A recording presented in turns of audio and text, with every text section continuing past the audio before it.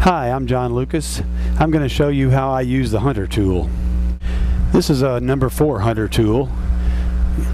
It's a solid carbide tool, and you'll notice that it has a slight bevel to it on the outside, and there's a slight bevel to the inside.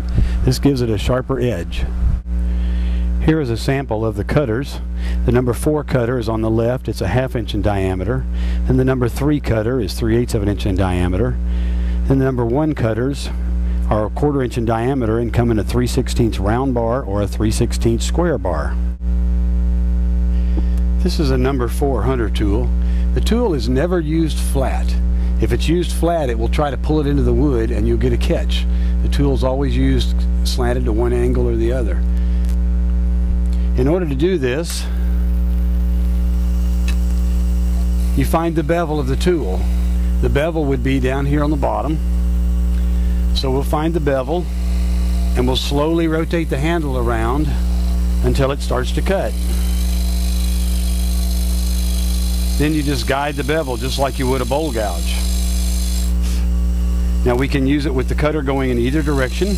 Again, you find the bevel, rotate the tool back until it starts to cut, and then you lever the handle. Now always cut downhill. We'll find the bevel, cut down like that. Go back to the high point, find the bevel, rotate the tool. Now I'm cutting a very shallow cove here. You can cut with the tool at a very sharp angle, and it's going to cut a little slower, possibly a little cleaner, or you can flatten the cutter out and it'll cut a little bit more aggressively. But you'll notice I'm getting very clean shavings. Okay. Although you can hollow a complete bowl with the Hunter tool, I find its best use is on final cuts. I'll rough it out with a bowl gouge because I think it's a little more efficient, and then I'll use the Hunter tool for the final cuts. This is a Hunter number 5 with a 3/8 inch cutter. Again, you find the bevel, rotate the tool in, and you'll notice the shavings. Now I'm guiding the tool just like you would a bowl gouge. I find that bevel, make my cut.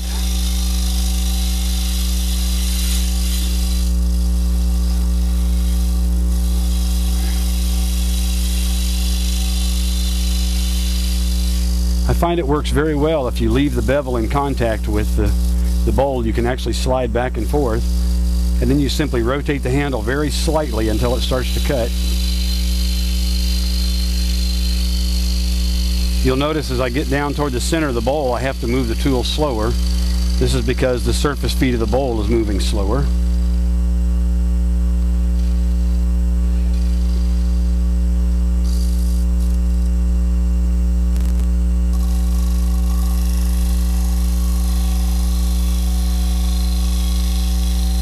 You'll notice I get very fine shavings if I take a really light cut. You'll probably find that if you speed the wood up just slightly, you'll get a little bit cleaner cut. If you have trouble starting a cut right here, which most of us do with bowl gouges or with these tools, one of the nice things about the Hunter tool is it also makes an excellent scraper. I can rotate it around this direction. I can clean up by cutting with that bottom lip. I can clean up this leading edge of my bowl without a chance for getting a catch. Then you can go back and start in this area where it's a little safer and finish your cut. It's also an excellent tool for cutting on the lips of vessels. This one's a little out of round, so we'll have to clean it up a little bit.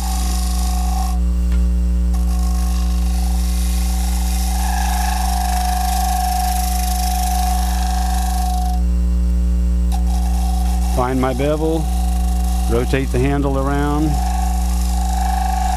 let it cut at its own pace, and you get a nice clean surface. I've got some tear out right there. We're getting a little chatter, so I'll just go back and I'll make a lighter cut, find my bevel,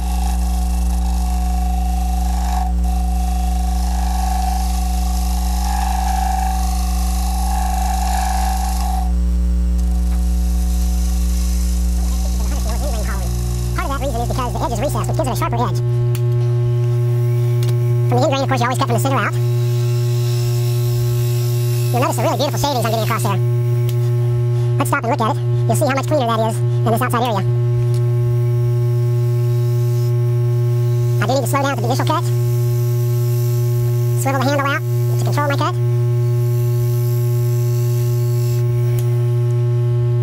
I think you can see how much shinier that is. This cutter also works well inside a box, cutting from outside in. Even though that goes against the way you should normally cut an in-grain box, the cuts are very clean. I find that's handy if I have trouble controlling. I'll try to show you this and keep my fingers out of the way. I start in the middle. This is a Hunter number 4.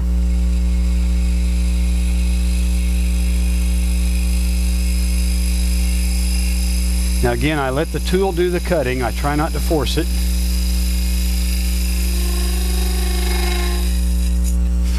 Now as I get to the edge, I have the tool tilted to one side.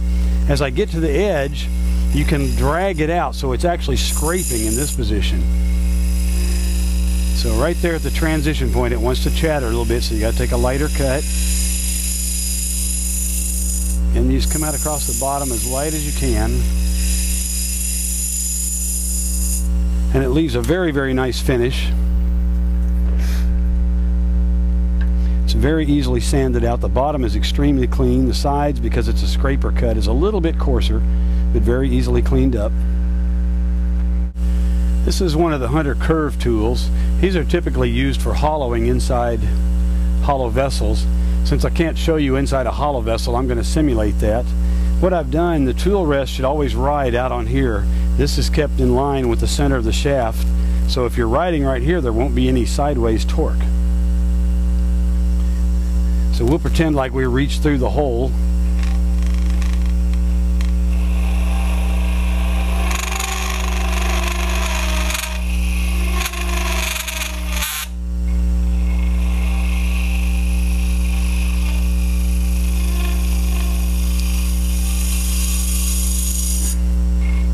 Again, we would be cleaning up the bottom of the vessel, and we'd be coming up the side. Now if I get chatter like that, I need to take a lighter cut.